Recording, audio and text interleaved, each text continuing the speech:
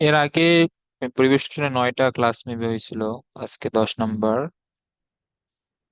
তো আজকে যেটা দিয়ে শুরু করবো, এটা হচ্ছে আমাদের বিভিন্ন ধরনের পরিবেশ দূষক। তো পরিবেশ দূষক বা এগুলাকে কি বলে, বায়ু দূষক।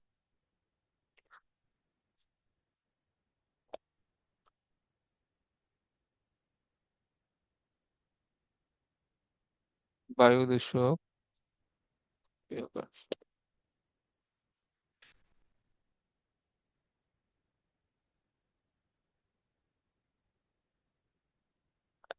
এখন বায়ু দূষক দুই ধরনের হয়। একটা হচ্ছে প্রাইমারি বায়ু দূষক আর একটা হচ্ছে সেকেন্ডারি বায়ু দূষক। তো বায়ু দূষক কি, এটা তো এগুলোর সংজ্ঞা টঙ্গা আসবে না, মানে যেই সব এই যে পদার্থ আহ মানে এমনিতে আমাদের মানে বায়ু দূষণের জন্য দায়ী আর কি, এগুলাকে আমরা নর্মালি মানে জেনারেল ভাষায় বায়ু দূষক তো এই বলে থাকি।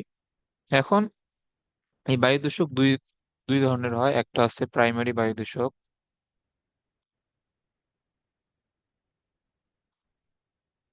এটা হচ্ছে দুই প্রকার, তার মধ্যে একটা আছে প্রাইমারি। এখন প্রাইমারি বায়ু দূষকের মধ্যে এইগুলা জাস্ট এমসিকিউর জন্য মনে রাখবে। এখন প্রাইমারি বায়ু দূষক হচ্ছে যে আহ যেগুলা বায়ু দূষক কোনো উৎস থেকে সরাসরি আমাদের পরিবেশে আসে, মানে কোনো উৎস থেকে কোনো ধরনের চেঞ্জ না হয়ে সরাসরি যদি এই পরিবেশে আসে, এগুলা হচ্ছে যেসব দূষক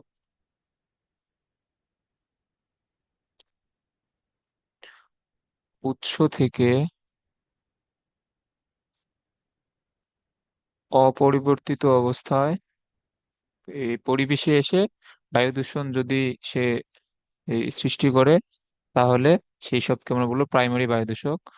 অপরিবর্তিত থেকে পরিবেশে আসে।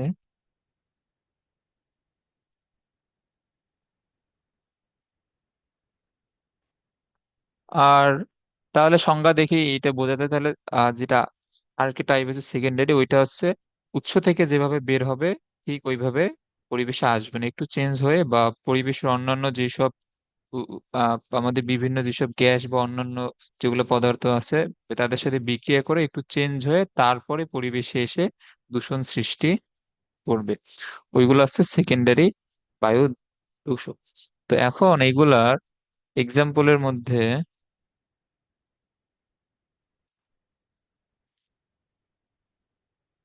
Sulphur die oxide, nitrogen oxide, তারপরে নাইট্রোজেন ডাই অক্সাইড, এরপরে আছে কার্বন মনোঅক্সাইড এবং কার্বন ডাই অক্সাইড। এবং এগুলা এগুলো মনে রাখবা, এগুলো কিন্তু এমসিকিউ তে আসে। ওকে। আরেকটা আছে সেকেন্ডারি বায়ু দূষক। এগুলো তুমি বাংলা দিয়ে লিখে নিও, প্রাইমারি সেকেন্ডারি। তো সেকেন্ডারি বায়ু দূষক হচ্ছে যারা উৎস থেকে সরাসরি পরিবেশে আসে না,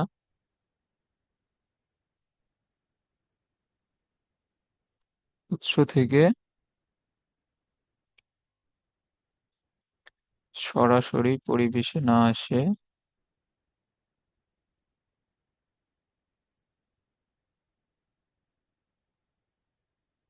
কিছুটা পরিবর্তিত, কিছুটা পরিবর্তন হয়ে আসে। এগুলো সংজ্ঞা লাগবে না।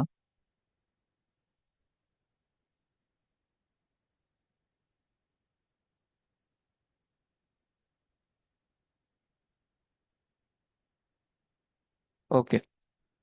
এখন এইগুলার এক্সাম্পলের মধ্যে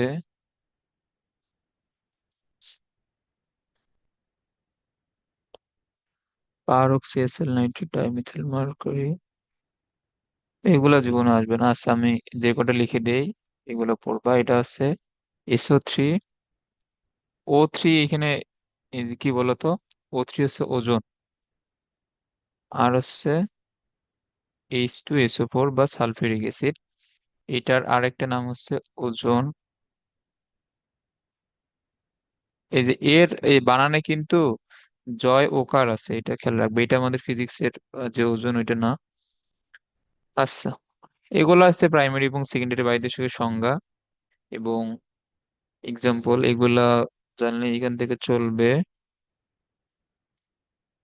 উম আর এখান থেকে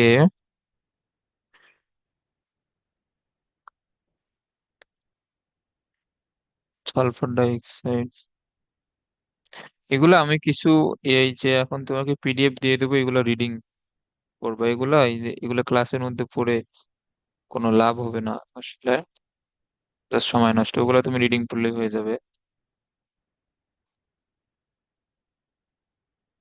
এরপরে যেটা ইম্পর্টেন্ট, এটা হচ্ছে green house gas.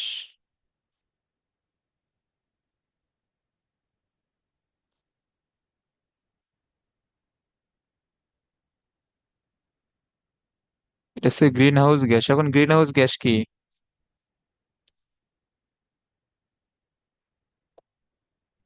Carbon dioxide.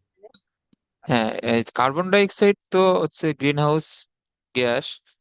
But আমাদের এই যে দিনের বেলা আমাদের মানে গ্রিন হাউস গ্যাস তো আমরা এমনিতেই জানি আমাদের জন্য আহ খুব একটা উপকারী জিনিস না, এই যে ক্ষতিকারক একটা জিনিস। এবং গ্রিন হাউস গ্যাস বৈশ্বিক উষ্ণায়নের সাথে যুক্ত বা গ্লোবাল ওয়ার্মিং এর সাথে যুক্ত। এই এই টার্মগুলো অবশ্যই শুনছো। তো গ্রিন হাউস গ্যাস এই যে কিভাবে গ্লোবাল ওয়ার্মিং এর সাথে যুক্ত থাকে। এখন দিনের বেলা তো এই পৃথিবী এই যে, আমাদের এমনিতেই তো গরম লাগে, কিন্তু রাতে ঠান্ডা হয়ে যায় কেন? আমাদের পরিবেশটা রাতের বেলা কেন ঠান্ডা হয়? এটা রিজন হচ্ছে যে আমাদের দিনের বেলা যে সূর্য থেকে যেগুলো তাপ আসে এই যে আমাদের ভূপৃষ্ঠে, এইগুলা কিন্তু তোমার রাতের বেলা আবার বিকিরিত হয়ে মহাশূন্যে ফিরে যায়। মানে তখন পৃথিবী পৃষ্ঠ তাপ বিকিরণ করে বা তাপ ছেড়ে দেয় আবার। তো এই তাপগুলা, এটা হচ্ছে যে ধরো এইটা হচ্ছে আমাদের দুটো, এইটা হচ্ছে পৃথিবীর এই যে পৃষ্ঠ,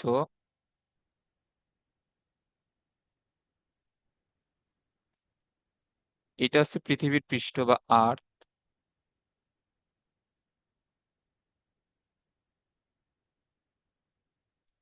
আর ধরো যে এটা সূর্য। এখন সূর্য থেকে যে তাপগুলা এই পৃথিবী পৃষ্ঠে আসে,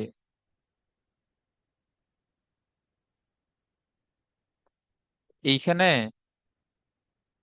ওই ধরো যে বায়ুমণ্ডল তো এই পৃথিবী পৃষ্ঠকে এই যে ঘিরে আছে, বায়ুমণ্ডলের একটা স্তর তো পৃথিবী পৃষ্ঠকে এই যে ঘিরে আছে। এটা আমরা এই চ্যাপ্টারের শুরুতেই এই যে পড়ছিলাম যে বায়ুমণ্ডল পৃথিবী পৃষ্ঠ থেকে 500 কিলোমিটার অঞ্চল পর্যন্ত বিস্তৃত থাকে। ধরো এটা আমাদের বায়ুমণ্ডল।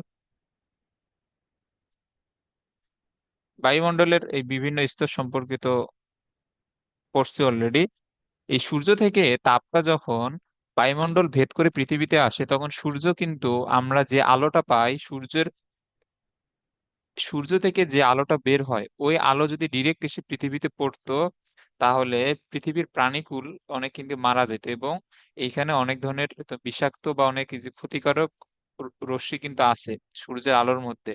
তো সূর্যের এই আলোটা পৃথিবীর বায়ুমণ্ডলের এই বিভিন্ন স্তরগুলো পার এ- এ- হইতে হইতে যখন পৃথিবীতে আসে, তখন ওই ক্ষতিকারক রশ্মিগুলা বায়ুমণ্ডলে আটকে যায় বা বায়ুমণ্ডলে একটা ছাঁকনি হিসেবে এই যে কাজ করে, এরকম ভেবে নিতে পারো। তো তারপরেও যে একদমই 100% যে যেগুলো যে ক্ষতিকারক এই রশ্মি সেইগুলো যে আটকে দেয় তা না, অল্প কিছু পরিমাণে আসে, বাট ওইটা খুব একটা সমস্যার সৃষ্টি করে না।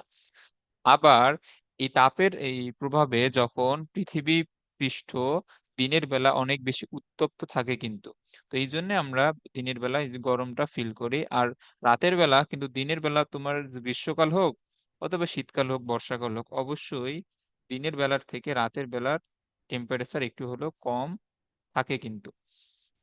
এখন এটা হয় কেন? যখন যখন সূর্যটা অস্ত যায় তখন তারপরে ভূপৃষ্ঠ দিনের বেলা যেসব তাপ শোষণ করে নেয়, এগুলা তাপ আবার বিকিরণ করা শুরু করে। তো এই জন্যে রাতের বেলা যখন ওই ভূপৃষ্ঠ তাপমাত্রা ছেড়ে দেওয়া শুরু করে, তখন এই যে বায়ুমণ্ডল ভেদ করে তাপগুলা আবার মহাশূন্যে আবার ফেরত যায়। মানে যেখান থেকে এই ধরো যে আসছে সেইখান থেকে সেইখানে আবার ফেরত যায়। তো এই জন্য রাতের বেলা টেম্পারেচারটা একটু হলেও হ্রাস পায়। এখন গ্রিন হাউস গ্যাসগুলা যেটা করে, গ্রিন হাউস গ্যাস যদি পৃথিবীর বায়ুমণ্ডলে যদি থাকে, ধরো এখন এখানে গ্রিন হাউস গ্যাস আছে, এখন এখানে গ্রিন হাউস গ্যাস আছে পৃথিবীর বায়ুমণ্ডলে। সো গ্রিন হাউস গ্যাস যেসব জায়গায় থাকে, ওইসব জায়গা দিয়ে এই যে আমাদের এই পৃথিবী ছেড়ে দেওয়া তাপটা গ্রিন হাউস গ্যাসগুলোর স্তর ভেদ করে আর মহাশূন্যে যাইতে পারে না।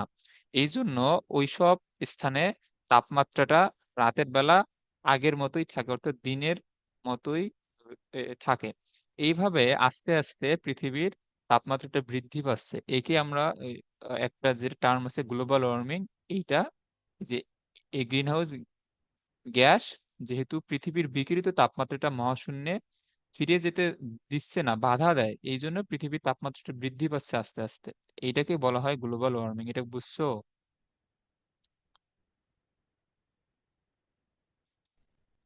হ্যাঁ, বুঝছি।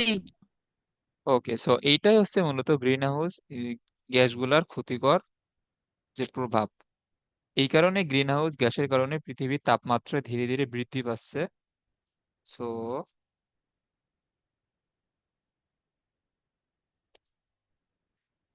আমি যদি এটা লিখে দেই,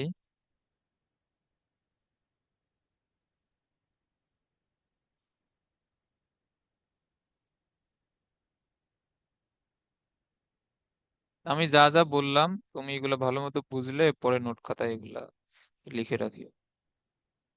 পৃথিবীতে উপস্থিত যেসব,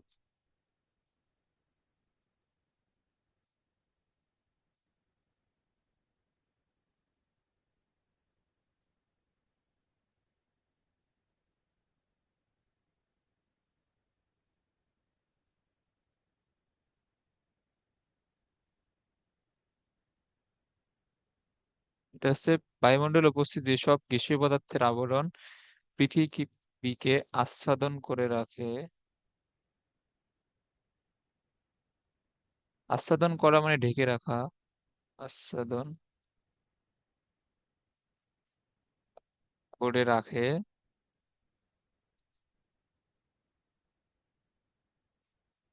এবং পৃথিবী পৃষ্ঠ হতে বিকিরিত তাপ মহাশূন্যে ফিরে যেতে বাধা দেয়।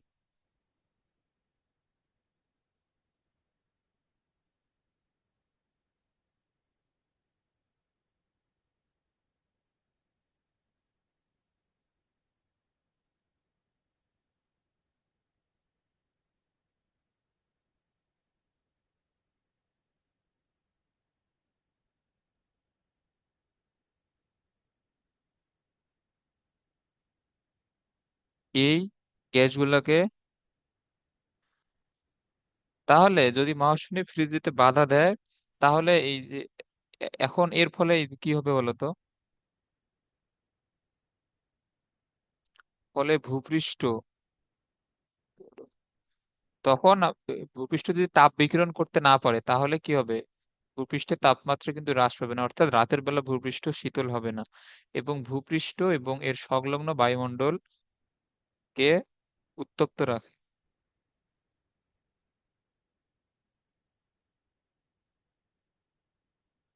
সংলগ্ন বায়ুমণ্ডলকে উত্তপ্ত রাখে।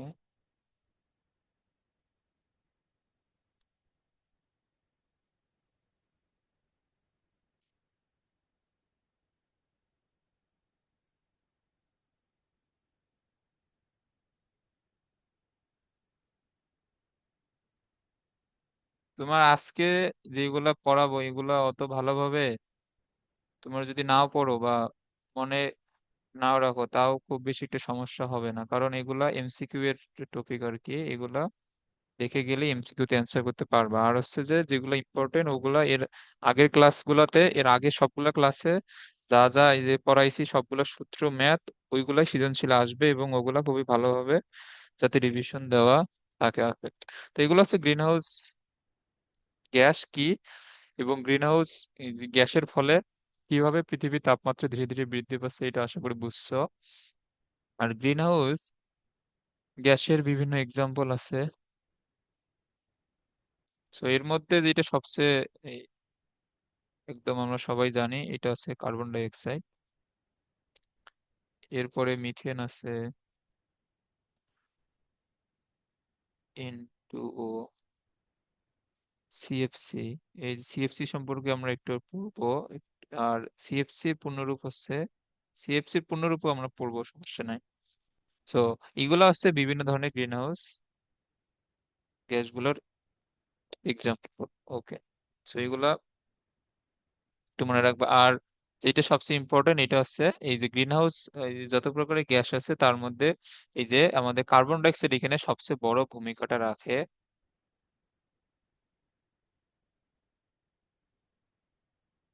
এই যে গ্রিন হাউস প্রভাব,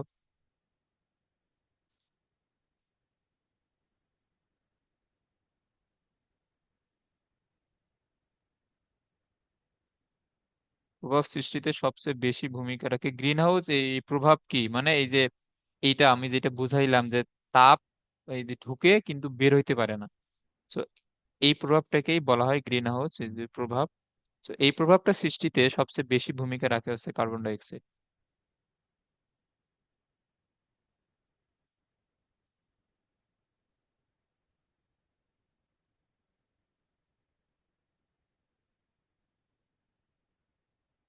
এটা প্রায় 50%-এর মতো কাজ করে আর কি। ওই সকল গ্রিন হাউস গ্যাসের মধ্যে এইটাই সবচেয়ে বেশি এই প্রভাব রাখে। ওকে, আরেকটা জিনিস, এটা হচ্ছে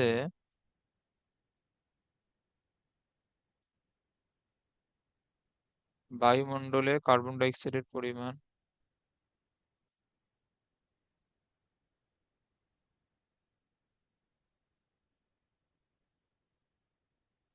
0.04%।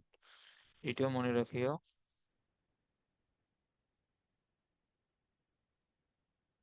ওকে, আরো এখানে যেসব গ্যাস আছে এগুলোর অবশ্যই নাম মুখস্থ করে রাখবো, কারণ এগুলো কিন্তু এমসিকিউতে আসবে। ওকে, এরপরে আরো কিছু আছে, সিএফসি আছে, তারপরে এই যে নাইট্রাস অক্সাইড বা N2O, যেগুলো লিখে দিলাম, এগুলোরও অনেক প্রভাব কিন্তু আছে। আচ্ছা।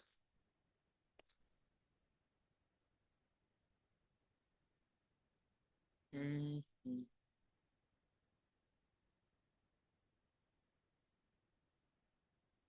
এরপরে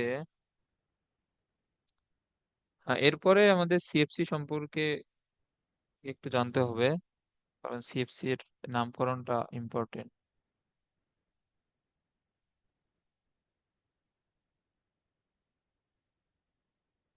সিএফসি এটার পুনরূপ হচ্ছে ক্লোরো, তারপর ক্লোরোফ্লোরো কার্বন। এটা হচ্ছে সিএফসি এর পুনরূপ, ক্লোরোফ্লোরো কার্বন। ওকে, এখানে বানান কি ভুল হয়েছে? এফ, হ্যাঁ এখানে, wait ধরো,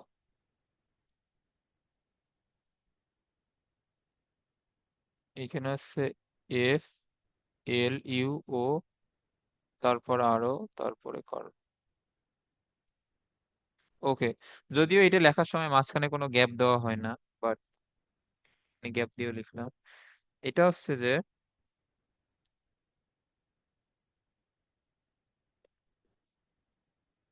এটা এইখানে জাতক বা ডেরিভেটিভ কি এটা, উম, জৈব রসায়ন না পড়লে এটা আসলে ক্লিয়ার হয় না। তারপর লিখে দেই এটা, আমরা যখন জৈব রসায়ন পড়বো তখন এটা কি সিএফসি, এটা হচ্ছে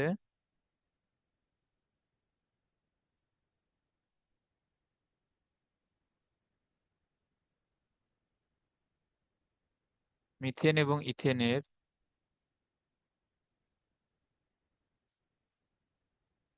ফ্লোরিন এবং ক্লোরিন জাতক। এখন দেখো, ফ্লোরিন এবং ক্লোরিন জাতক বলতে কি বুঝে? মিথেনের সংকেত কি? মিথেনের সংকেত হচ্ছে CH4।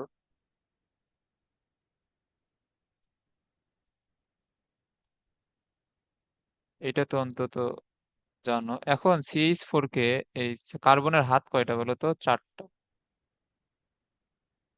সো CH4 কে আমি যদি এই যে গাঠনিক সংকেতের মাধ্যমে লিখি, তাহলে এইভাবে লেখা যায়। এখন এইখানে তোমার যে কার্বনের 4টা হাত আছে, এই 4টা হাইড্রোজেনকে রিপ্লেস করে বা প্রতিস্থাপন করে যদি এখানে ফ্লোরিন অথবা এই যে তোমার কোন একটা ক্লোরিন যদি চলে আসে, ধরো এইখানে, এইখানে যে দুইটা হাইড্রোজেন আছে, এই দুইটা হাইড্রোজেনকে আমি রাখলাম এই হাতে, হাইড্রোজেনকে সরায়ে একটা আমি ক্লোরিন দিলাম, আর একটা হাইড্রোজেনকে সরায় একটা ফ্লোরিন দিলাম।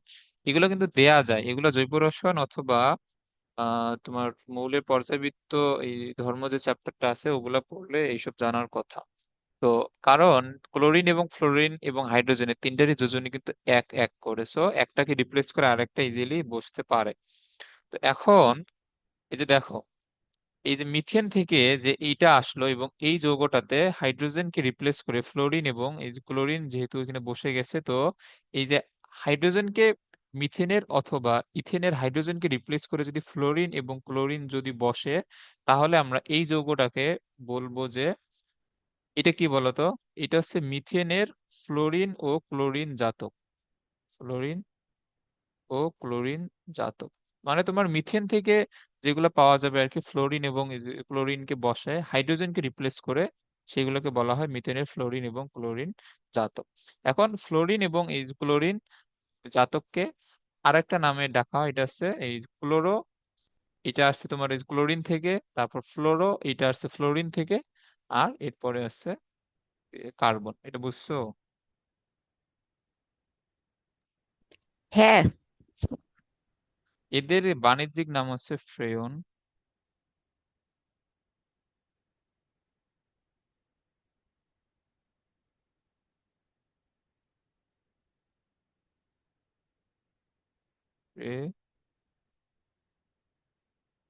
ফ্রেয়ন্স। এদের বাণিজ্যিক নাম হচ্ছে ফ্রেয়ন্স। ওকে। তো এখন এই যে ফ্রেয়ন্স এর নামকরণ এর কিছু নিয়ম আছে।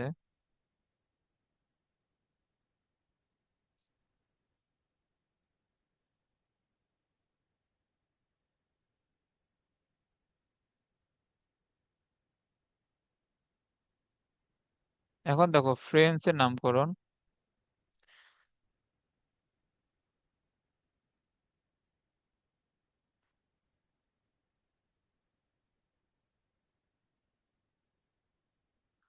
একক, এই যে ঘরের যেটা সংখ্যা নির্দেশ করে,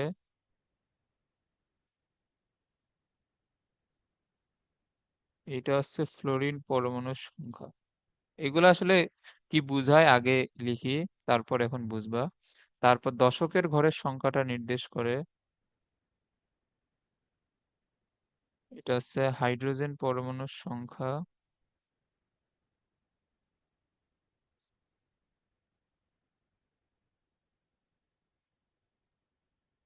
+1। এগুলো মনে রাখতে হবে, না হলে সংকেত লিখতে পারবে না। মানে CFC সংকেত আছে আর কি। এরপরে শতকের ঘরের যে সংখ্যা, একক দশক শতক চিহ্নই, এটা হচ্ছে কার্বন পরমাণুর সংখ্যা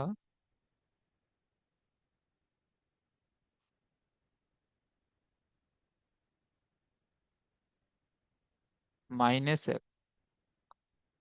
আর 4 নম্বরে একক, ওই শতকের পরে কি হাজার, বা আমরা সেটাকে বলি সহস্র। তো সহস্রের ঘরের সংখ্যাটা প্রকাশ করে carbon carbon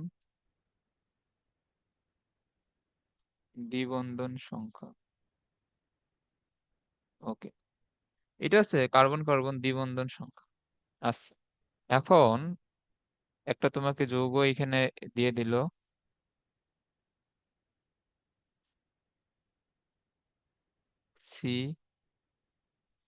CF2Cl CF Cl2। এখন আমি বলি এই যে এই যৌগটা আসলো এই যে কই থেকে, এইটা আসছে মূলত ইথেনের সংকেত কি বলতো? সংকেত জানো? C2H6, না না হ্যাঁ, 4 নাকি, মনে নেই। H6। ও আর 6। C2H4 হলে হবে ইথিন বা এটা অ্যালকিন শ্রেণীর। ওকে, তো C2H6 কে আমি যদি গাঠনিক সংকেতের মাধ্যমে লিখি, কার্বন কার্বন একক বন্ধন, তাহলে এই কার্বনের বাকি থাকবে তিনটা হাত, এরও বাকি থাকবে আর তিনটা হাত। এই যে দেখো দুইটা হাইড্রোজেন আর সরি দুইটা কার্বন আর বাকি ছয়টা হাতে ছয়টা হাইড্রোজেন বসে যাবে। এটা হচ্ছে C2H6 এর গাঠনিক সংকেত। এখন একটা জিনিস খেয়াল করো, এই যে এই তোমার এইখানে দুইটা কার্বন আছে এবং এদেরও তোমার আর ছয়টা হাত ফাঁকা আছে। এখন দেখো এই যে এইখানে প্রথম কার্বনের সাথে কয়টা ফ্লোরিন আছে? দুইটা, একটা, দুইটা। আবার একটা একটা এইখানে একটা ক্লোরিন আছে। ওকে, আবার এই যে দ্বিতীয় কার্বনের সাথে একটা ফ্লোরিন আছে, দুইটা এইখানে এই যে ক্লোরিন আছে। এটা বুঝছো? তো দেখো হ্যাঁ, এইখানে বুঝছি। সকল হাইড্রোজেনকে রিপ্লেস করে এই যে এই যৌগটা থেকে এই যৌগটা কিন্তু আসছে, সকল হাইড্রোজেনকে রিপ্লেস করে এখানে শুধুমাত্র ফ্লোরিন এবং ক্লোরিন বসে গেছে। তাহলে এই যে নিচের এই যৌগটা কি? এইটা হচ্ছে ইথেনের ফ্লোরিন অথবা ফ্লোরিন এবং ক্লোরিন জাতক। এটাকে বলা হয় ফ্রেয়ন। সো এটার সংকেতটা আমরা কিভাবে লিখবো? এখন একটা জিনিস খেয়াল করো, এই ক্ষেত্রে এই যে এই যৌগটার ক্ষেত্রে আমি যে এখানে এই চারটা টার্ম এখানে লিখে দিলাম, এখন তোমার ফ্লোরিন পরমাণুর সংখ্যা এখানে এই যে কয়টা বলো তো?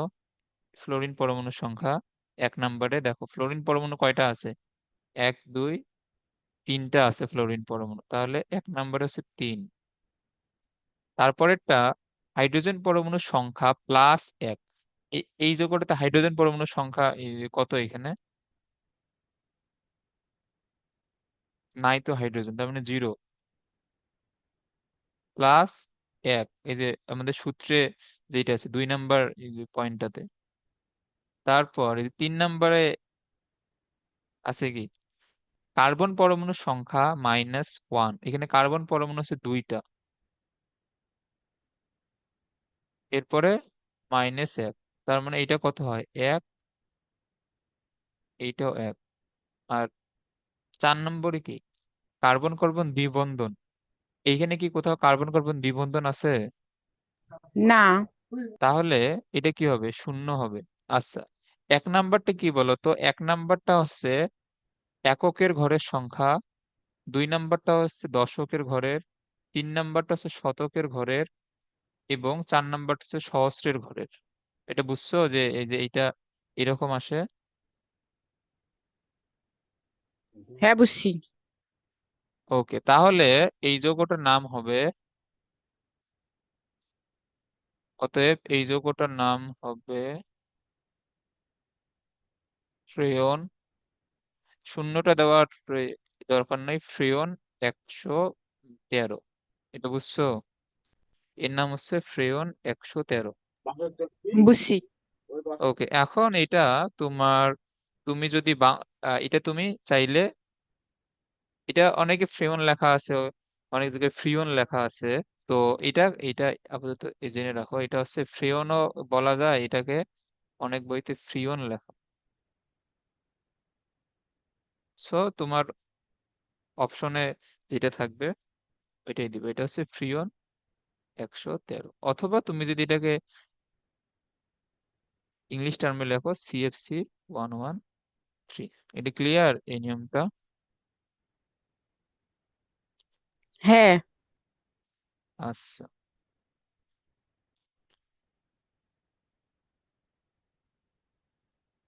এখন ধরো এখানে আরেকটা যৌগ দিয়ে দিল, সি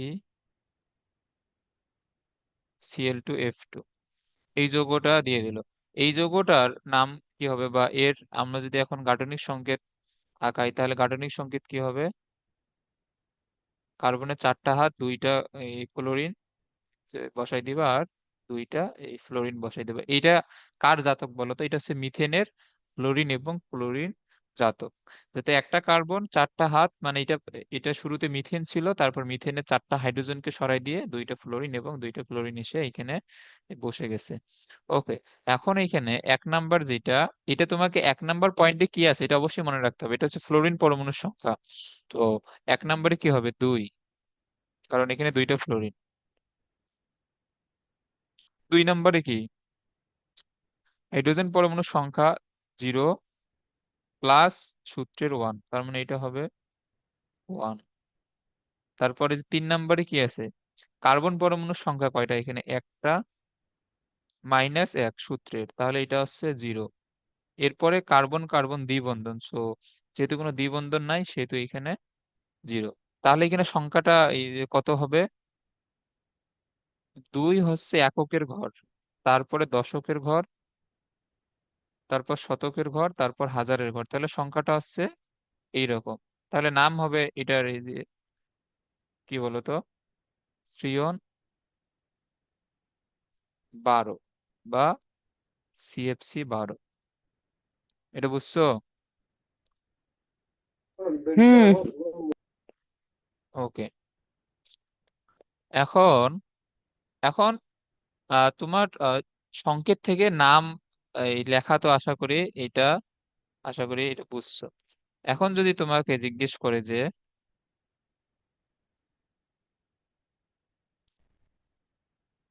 CFC 11 এর সংকেত কি?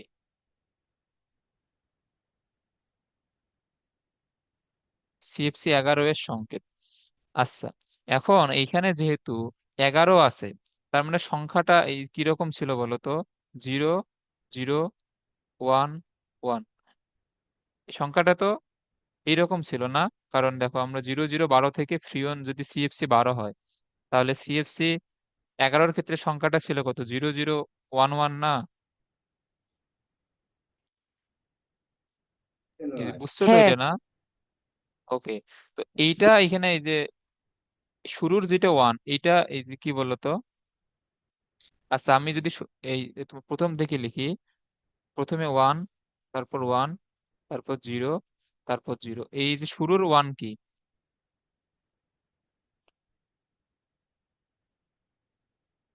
ও, এটা হচ্ছে তো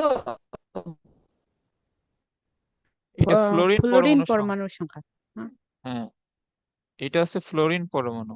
আর এই যে এই এক কি বলতো? এটা হচ্ছে হাইড্রোজেন পরমাণুর সংখ্যা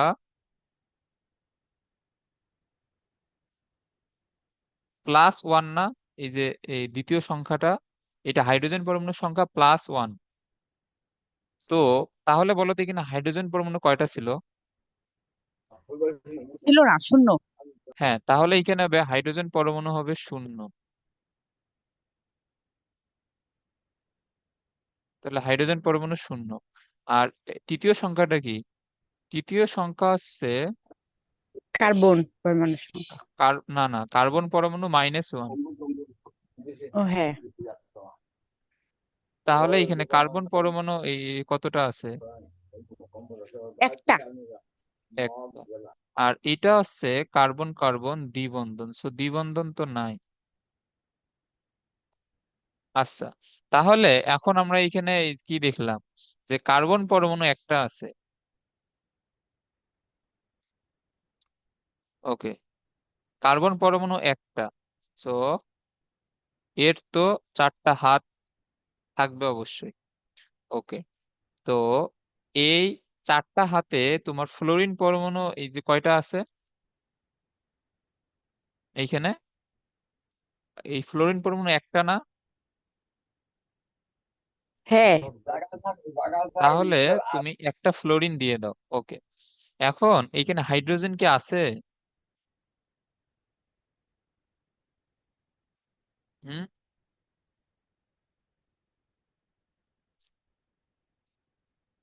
হাইড্রোজেন তো নাই এখানে, শূন্য না?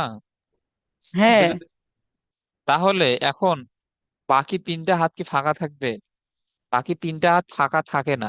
CFC-র ক্ষেত্রে হাইড্রোজেনের পরিবর্তে কে কে এখানে এই যে বসে বলো তো, ফ্লোরিন এবং ক্লোরিন।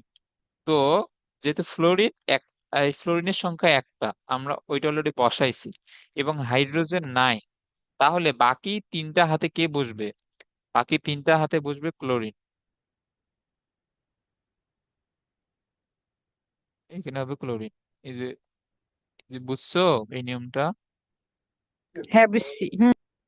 তাহলে এটা সংকেত কি হবে? সি, একটা এফ, Cl3, যেহেতু তিনটা ক্লোরিন, এইটা হচ্ছে CFC11 সংকেত। তো এখন সংকেত দেয়া থাকলে নাম, এবং নাম দেওয়া থাকলে সংকেত কি লিখতে পারবা?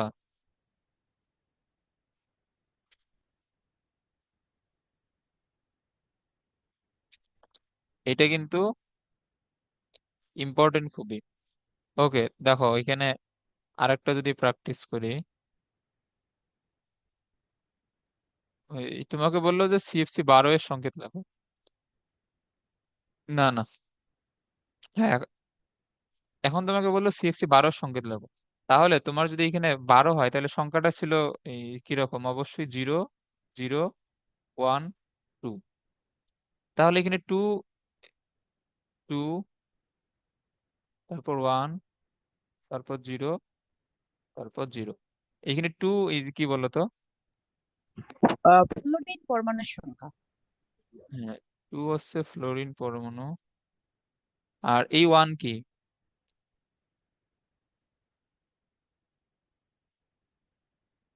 এটা হচ্ছে হাইড্রোজেন পরমাণু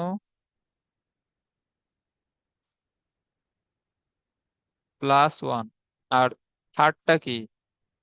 এগুলো মনে রাখবা সবসময়। এটা হচ্ছে কার্বন পরমাণু -1। আর চতুর্থটা হচ্ছে কার্বন কার্বন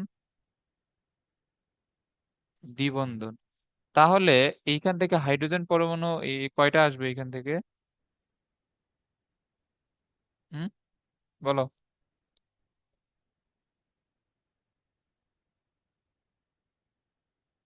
হাইড্রোজেন পরমাণু এই যে কয়টা এখানে? এখানে তো জিরো। হ্যাঁ, হাইড্রোজেন পরমাণু হচ্ছে 0। আর এইখান থেকে কার্বন পরমাণু? পরমাণু প্লাস একটা একটা। হ্যাঁ, একটা। আর এটা তো 0ই। তাহলে আগে তোমার কাজ আছে কার্বনটা আগে আঁকবা, তারপরে চারটা হাত দিবা। এর ফলে ফ্লোরিন পরমাণু আছে দুইটা, দুইটা ফ্লোরিন দিবা। এরপরে যেহেতু হাইড্রোজেন পরমাণু নাই, তাহলে বাকি দুইটা হাতে, ফাঁকা দুইটা হাতে বসবে এইখানে Cl। তাহলে এটা সংকেত হবে ফ্লোরিন দুইটা, Cl দুইটা, CF2 Cl2। বুঝছো এটা? হুম, বুঝছি। আচ্ছা, ধরো একটু সময় নেই।